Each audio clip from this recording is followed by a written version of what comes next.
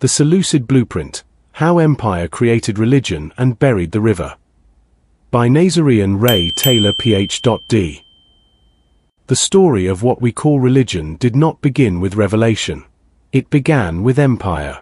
The Seleucid period, which followed the conquests of Alexander the Great, gave birth to the machinery of organized faith as a political tool. Between the 3rd and 2nd centuries before the Common Era, the Hellenistic world experimented with merging local cults, myths, and philosophies into unified systems that could control populations through belief rather than force.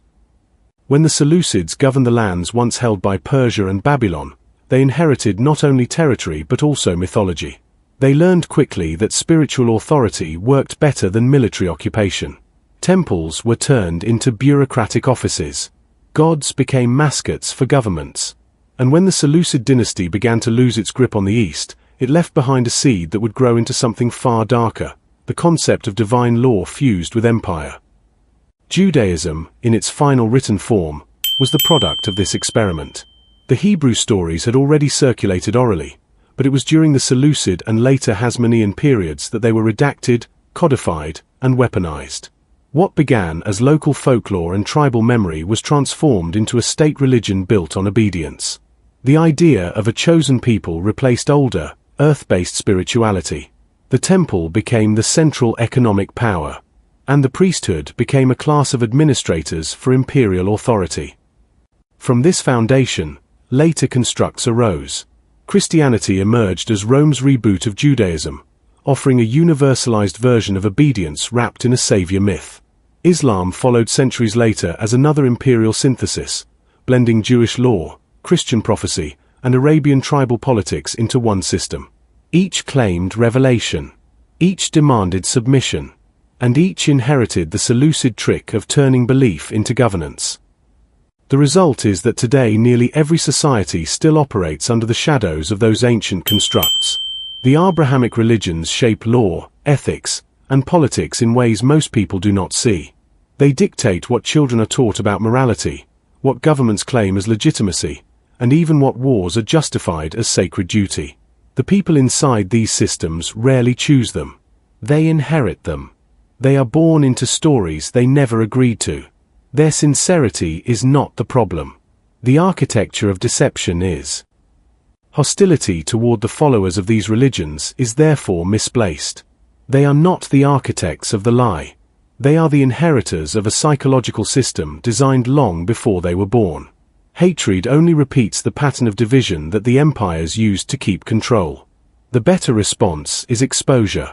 To show, with history and reason, that these belief systems are not divine at all but manufactured structures that enslave both heart and mind. The Mandean or Nasorean tradition stands as the oldest surviving witness against this fraud.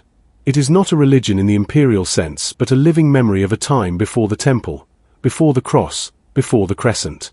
It teaches that life flows from the great life, the Hei Rabbah, through the river of truth.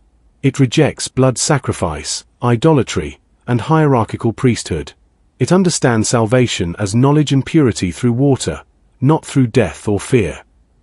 If Jesus was indeed a Nazorean, as every sign suggests, then he stood firmly within this current. He was baptized not to remove sin but to awaken memory. He taught the living water, not the dying God. The later invention of a blood-atoning sacrifice would have been blasphemy to the Nazoreans. They saw the spilling of blood as pollution, a defilement of the light. To claim that the great life demanded death for redemption would have been an insult to the source itself. That idea came later, through Paul and the redactors who forged the New Testament into a Roman creed of obedience. Thus the historical Jesus, or Ishu Misha, was not the founder of Christianity but its victim. His message of freedom through the river was buried under the empire's need for order. His movement was spiritual rebellion, not religion. The Nazoreans preserved that truth in secret while the rest of the world bowed to kings dressed as priests. The Seleucid period built the mold. Rome filled it with marble. Later rulers painted it with piety. And modern believers still live inside its walls. The way out is not to hate those trapped within but to remind them that the river is older than the temple, and the great life asks for nothing but truth. Sources: Israel Finkelstein and Neil Asher Silberman, The Bible Unearthed, Archaeology's New Vision of Ancient Israel and the Origin of its Sacred Texts, Free Press, 2001. Shlomo Sand, The Invention of the Jewish People, Verso, 2009. Lester L. Grab, A History of the Jews and Judaism in the Second Temple Period, Volume 2. The Coming of the Greeks, T&T Clark, 2008. Francesca Stavrakopoulou, Land of Our Fathers, The Roles of Ancestor Veneration in Biblical Land Claims, T&T Clark, 2010. Jorun Jacobson Buckley, The Mandeans, Ancient Texts and Modern People, Oxford University Press, 2002. James D. Tabor, The Jesus Dynasty, The Hidden History of Jesus, His Royal Family, and the Birth of Christianity, Simon & Schuster, 2006. Richard A. Horsley, Bandits, Prophets, and Messiahs, Popular Movements in the Time of Jesus, Harper 1, 1999. Bart D. Ehrman, Forgery and Counterforgery, The Use of Literary Deceit in Early Christian Polemics, Oxford University Press, 2012. Veritas Lux Mea. Sharara B. Nura.